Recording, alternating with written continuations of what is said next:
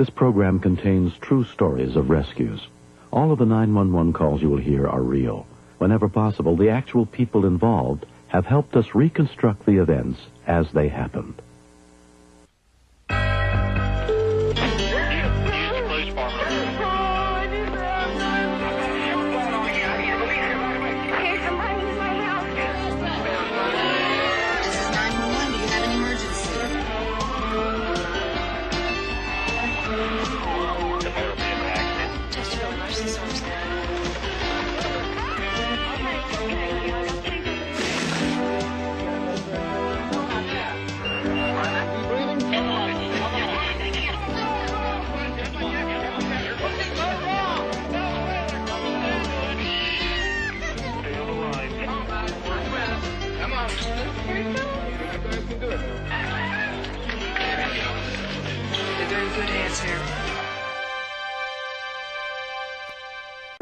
On the morning of September 17, 1991, Tammy Lomax and her two small children were asleep at their apartment complex in Lago Vista, Texas, when she suddenly awoke to a nightmare that every parent fears.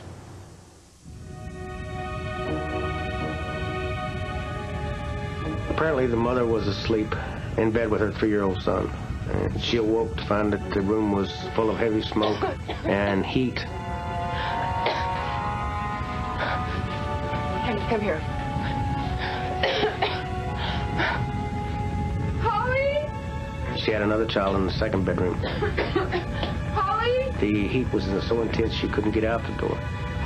The only way out was the small bedroom windows that were approximately 25 to 30 feet above the ground.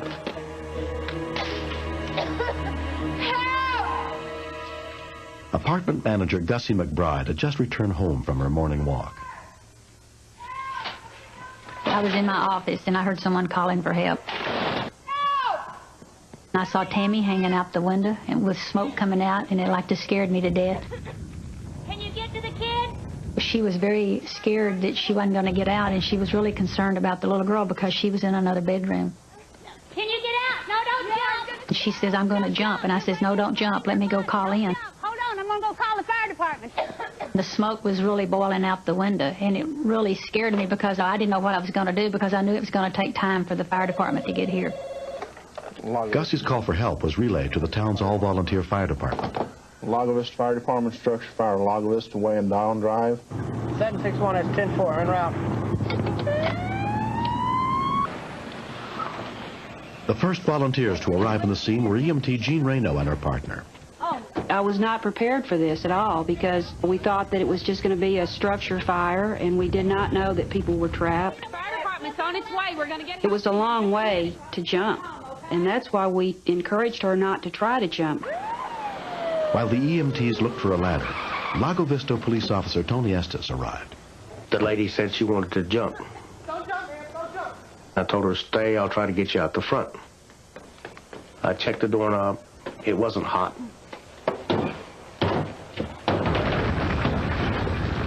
There was heavy smoke and heat, very toxic. I could see approximately 2 to 3 feet. There was no way I could get in the front of the apartment. I needed to get him out and get him out quick. That's when I thought of my patrol car.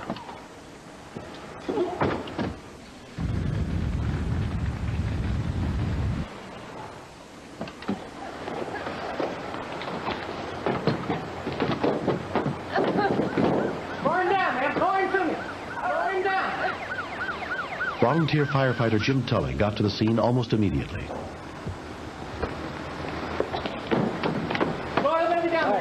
She was willing to lower the child down to us, but he was putting up a struggle. The building itself was almost to the point of flashover, which basically means that everything in the building was to the extent of becoming so hot to where even the air catches on fire. Come on, let's get right here. Come on, lower him down. Come on, lower him down. I know if I was that young, being held out a 2-story window upside down, I'd be pretty scared myself. Come on. There you go. We've got him. All right, we got him. All right, we got him. Take him down, take him down, take him down. I told the lady to turn around and hold on to the window and lower herself down, and I would catch her. Lower yourself down slow. Slowly. That's it. We'll catch you. All right. Okay, we got you. Turn loose. Okay. Coming down off the patrol cars when she told me she had another baby that was trapped in another bedroom. 761 PD, we still have people in the fire. I looked up at the window where the other baby was supposed to be, and I couldn't see anything. I really didn't think we'd get the baby out. I didn't think that we had time. Well, just come on over here. It was just an awful feeling. I just wanted to hurry up and get her out. Give me the ladder. Give me the ladder.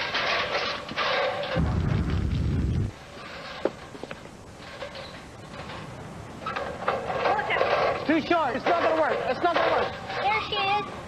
She's on the left. See her little hand? Within 5 minutes of the call, the engine company arrived, led by Captain M.J. Duke. There were several people yelling at me as I got out of the truck. There was a little girl still up in the bedroom over to the left. I really don't even know how she was still conscious because the heat and the smoke was so bad.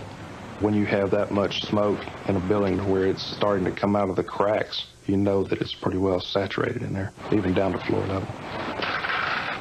I didn't put on self-contained breathing apparatus because I knew the time was real crucial. Right up there. Which window is she in? I was afraid of getting glass on her, so I moved over one window.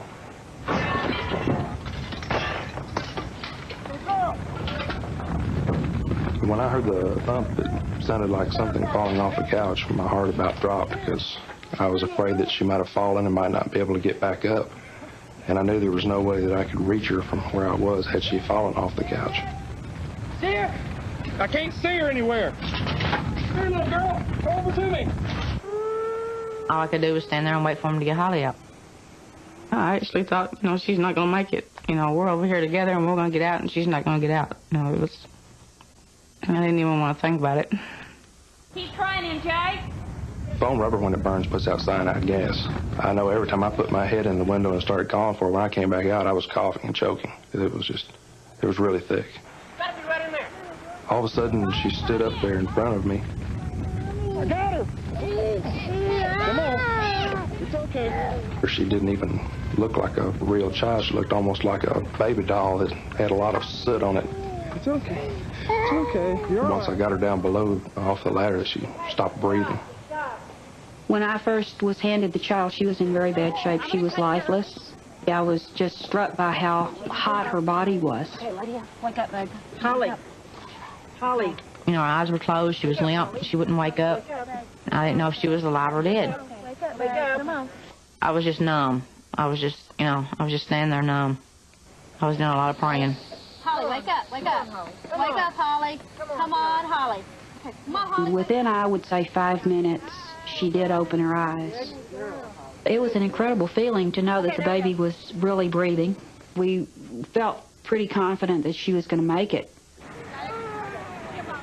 Being on a volunteer fire department like I am, the only thing that you receive from it is just gratification.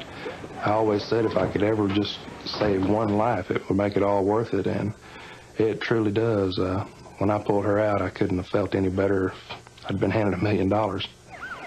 Tammy Lomax and her 2 children were treated and released the same day. According to fire investigators, the blaze was caused by a smoldering cigarette.